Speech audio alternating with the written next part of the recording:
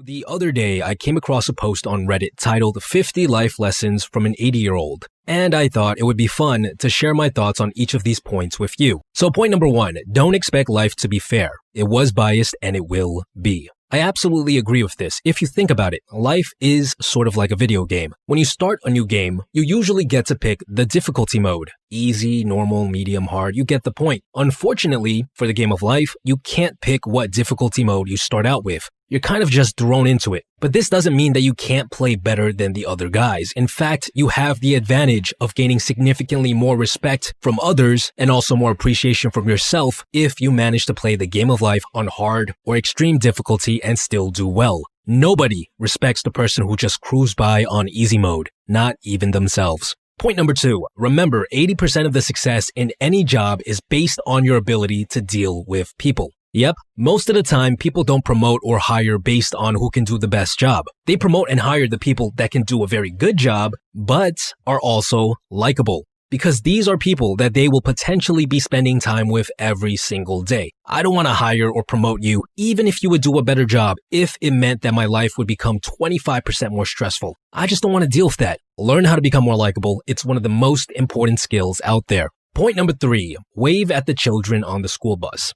I think a more modern version of this would be to say hello to people wherever you go, because it's not really that hard to create a connection with another human being. We live in a time where more and more people feel lonely, but that's because we've gotten into the bad habit of closing ourselves up from those around us. Say hello, be the first to step outside and greet your neighbor, because we're all human and we're all in this game called life together. The more interactions you have with the people around you, the more you'll feel connected with the rest of the world. This can be a source of a lot of fulfilling relationships, a lot of memorable experiences, and ultimately a lot of joy. Point number 4, compliment the meal when you're a guest in someone's home. If you think about it, a cooked meal is one of the most unique gifts that someone can give you. When I cook something for you, I'm feeding you. I'm helping you live another day. I've paid for all the ingredients. I've taken time out of my day to make this thing for you. And it's not like other forms of creation such as songs or music, which can be given to a lot of people. If I cook the meal for you, it is only for you. Complimenting my cooking is a great way to show your appreciation for this thing that I created for you, for the kindness that I'm sending your way. Number 5, count your blessings. Yeah, it's pretty darn important to have some sort of gratitude habit. Life can seem tough and pretty dark if you focus on the negatives. So every once in a while, even better, every once a day, you should allow yourself to focus on the good. Because there is good out there. Good things have happened to each and every single one of you, and they will continue to happen. It doesn't matter how big or small these things are. Heck, one of the things I've been writing down is my love for the amazing soup that my hotel serves for breakfast. Spend some time focusing on the good every day, because if you choose to only focus on the bad, you will lose hope. And without hope, you will have no motivation to do anything. Number 6, marry only for love. So I recently watched a video about divorce lawyers, and one of them said that getting married is like playing the lottery. You're probably gonna lose, but if you win, that's great. Of course, this varies from country to country, but in the US, where we have a divorce rate of over 50%, I don't think getting married is the smartest move. If you really love each other, just live together. Number 7, become someone's hero. More importantly, you need to collect heroic moments, which is a concept that I definitely need to cover in a future video. It's incredibly important to have heroic moments that you can add to your memory bank. These are moments that will serve as reminders that you can look back on for the rest of your life. By having heroic moments, you can say to yourself, yeah, I am a good person because I helped that old lady carry her groceries up those stairs that one time. Yeah, I am courageous because I spoke up to that bully the last time he was trying to pick on that kid. Yeah, I don't give up because of A, B, and C. You get the point. Gathering heroic moments like these will allow you to choose and mold your identity into one that you can be proud of. Number 8, make someone's day by paying the toll for the person in the car behind you. Okay, so this is pretty specific. I think a better phrasing for this would be to do random acts of kindness every once in a while. Studies have found that by doing good deeds such as community service, you can boost your levels of happiness by about 10 to 15%, which is quite a lot. Give food to the homeless, open doors for people, give out compliments to cashiers and bus drivers. Little things like these will bring a lot of joy into your life and also to those that you interact with. Number 9, send your loved ones flowers. Think of a reason later.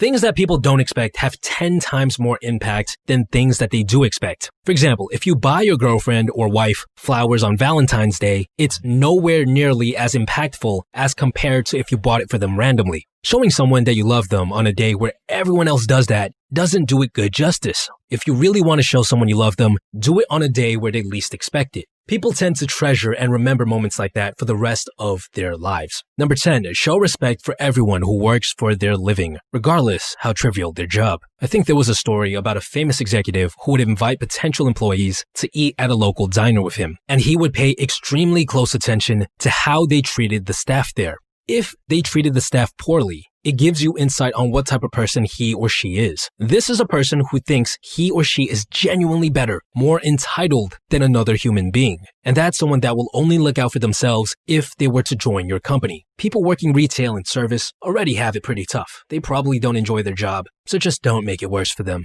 Number 11, keep a notepad and pencil on your bedside table. $1,000,000 ideas sometimes strike at 3 a.m. Yes, some of the best ideas that I've ever had came to me when I was out of the office, randomly on the train, in bed, in the shower, right? You name it. I've literally had moments where I was deep in thought in the shower and a light bulb goes off in my head, and where I've literally had to run out, dripping all over the floor to get to a whiteboard so I could quickly jot the idea down. The best ideas come when you are not trying to think of a good idea. That's kind of how it works. Your brain is always cooking up new concepts in the background, and you never know when a good one is going to appear. Number 12, answer the phone with energy and enthusiasm in your voice. The voice is a very, very powerful tool. If you think about it, it is in fact an instrument, and instruments can convey feelings. A sad sounding melody played on the piano will make you think sad thoughts, while a happy, upbeat piano song will make you want to stand up and dance. Play happy and excited songs with your voice so that the people you interact with will feel happy and excited too.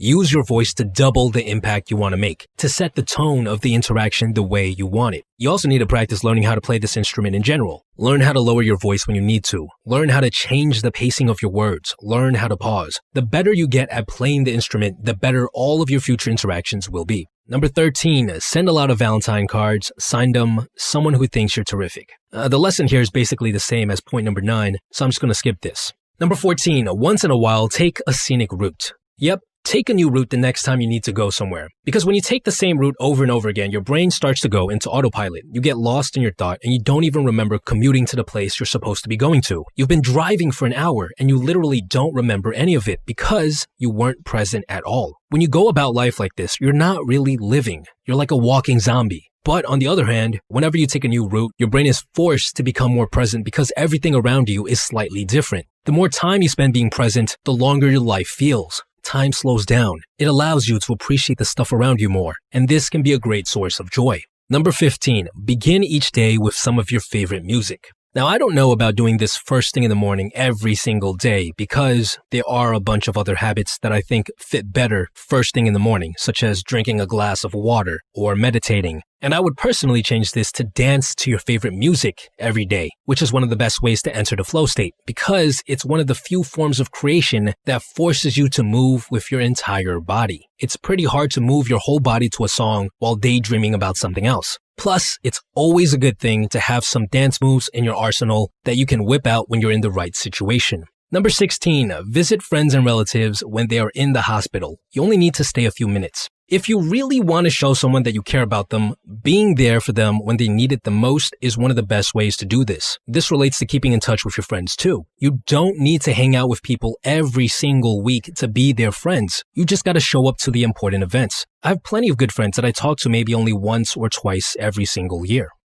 Lesson number 17, take charge of your attitude. This is actually a really good point because it's your attitude that ultimately determines your quality of life. It's not the amount of money you make or how you look or what you own. It's the stories that you tell yourself that determine whether or not you feel happy and fulfilled with your life. Almost all things that happen in this world can either be seen as glass half full or glass half empty. You have to learn how to see things as glass half full because there are going to be some ugly things that will happen down the line that you will have no control over. That's just kind of how life works. But if you can reframe a glass half empty scenario into a glass half full scenario, At least you'll have the strength to push through the tough times. If you don't learn how to do this, you will lose hope easily whenever you're confronted with failure or tragedy, and you will be more prone to falling into downward spirals.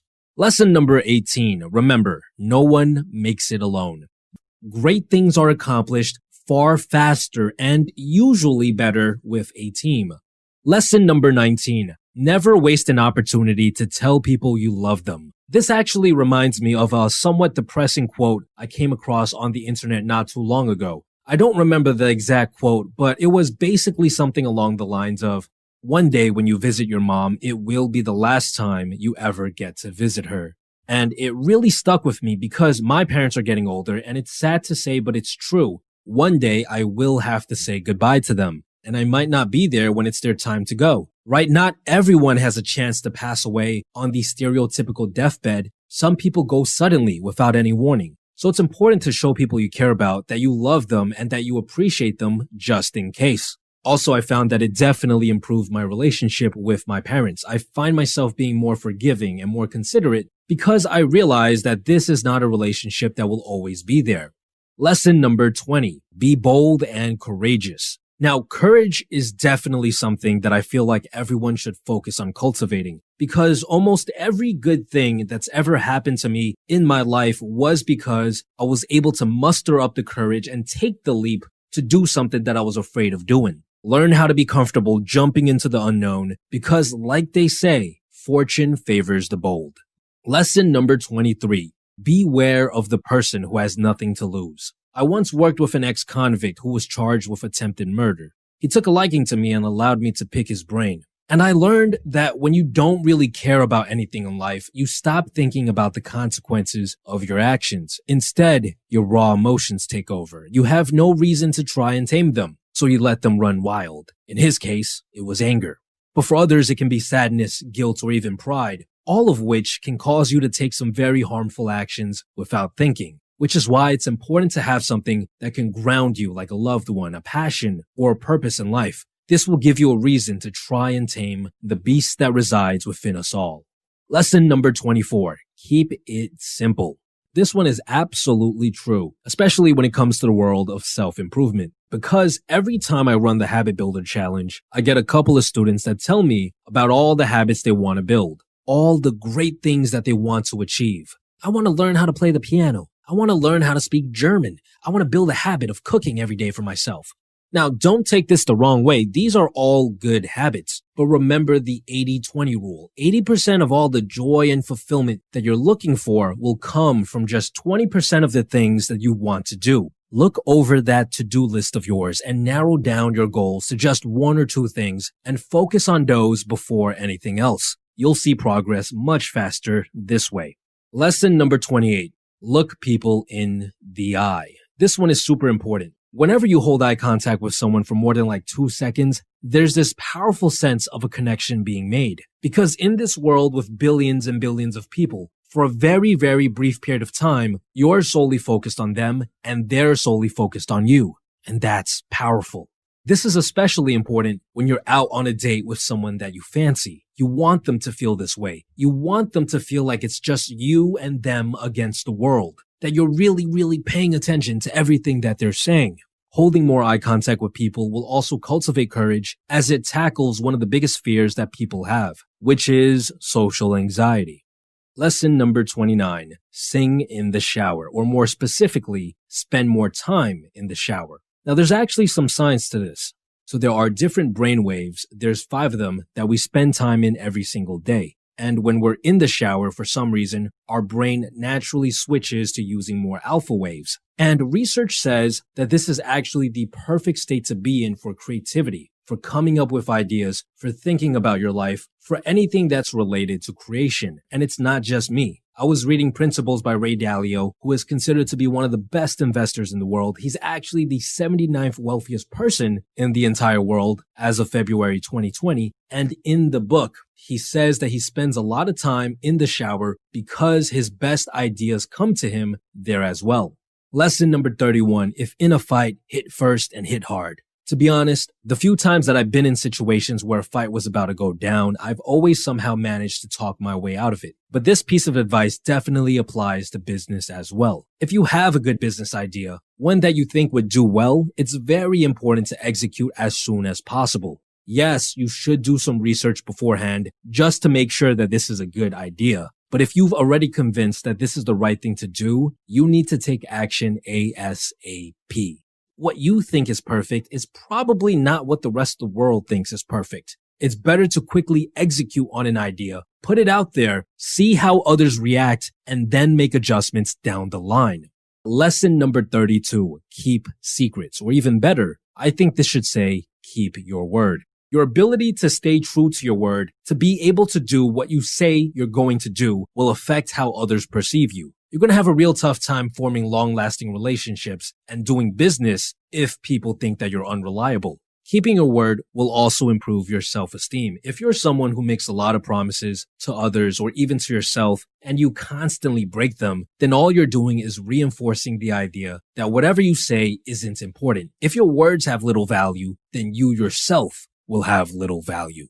Lesson number 39, do nice things for people who will never find out. Or a better alternative is to do good things without telling other people. You see this all the time on YouTube where someone goes up to a homeless person, gives them a bunch of cash, but is recording the entire interaction so that they can then post the video online. When you do a good deed, but then use it as content to gain views and likes, are you really doing it because you're a good person? Or are you doing it to profit in some indirect way? It's much more powerful to do good deeds and keep it to yourself, because then it'll mean that you're not in it for the money, the attention, or the validation. You do good deeds because you genuinely want to help people out, and this will change the way you view yourself for the better. Your sense of self-worth will increase because, well, you become someone who can add value to the lives of others. Lesson number 40. Lend only those books you never care to see again. This actually applies to money more so than books in my opinion, because out of all the times I've lent money to people in my life, I would say that I've only ever been paid back maybe 10% of the time. You have to realize that if someone is desperate enough to be in a position where they have to ask you for money, then there is a very high chance that they have a bunch of bad habits that put them in that position in the first place. Sure, you'll have the occasional person who gets hit with a ridiculous amount of bad luck and falls into tough times, but most people who are broke because of their habits, and chances are they will continue to struggle financially even after using up the money they've borrowed. So over the years, I've just learned to accept this fact. If I lend someone money, I'm basically giving it away, and I don't expect to see it back. This is actually a good way to see who your true friends are, because real friends will understand the value of paying you back and will go out of their way to make sure they return what you are owed. Lesson number 42. When playing games with children, let them win. Once in a while, that is. Because in order for someone to have fun in any sort of game or challenge, they need to be able to win at least 1/3 of the time. If it's any harder, then the experience becomes too frustrating and they will lose the motivation to play. On the other hand, if it's too easy, if you let them win all of the time, then the experience becomes boring and they will again lose their motivation to play. This piece of advice applies to learning skills as well. You want to find the sweet spot in regards to the difficulty level when practicing any skill so that you will continue to feel motivated to work on it. Lesson number 43. Give people a second chance, but not a third.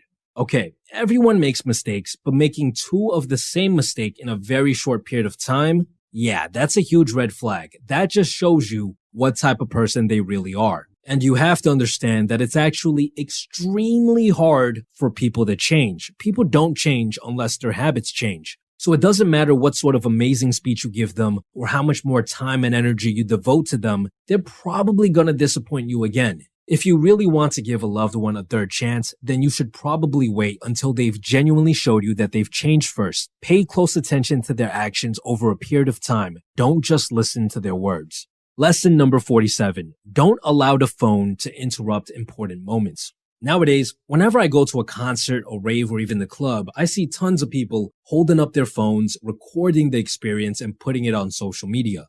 The purpose of you being at these events is to enjoy the music, to feel the energy in the room, to have fun with your friends. You're not there to gather another highlight reel, to show people that you have a life. And also, it's not like you're the only one that goes to events like these and records it. Everyone does it nowadays, so it's not even special anymore. You're not impressing anyone. Put down the phone and focus on what's in front of you. You'll feel happier when you do this because it's nearly impossible for you to enjoy the moment when you're double checking your phone to see how many likes and comments you got from that new clip you posted on your story. Lesson number 48 and lesson number 49.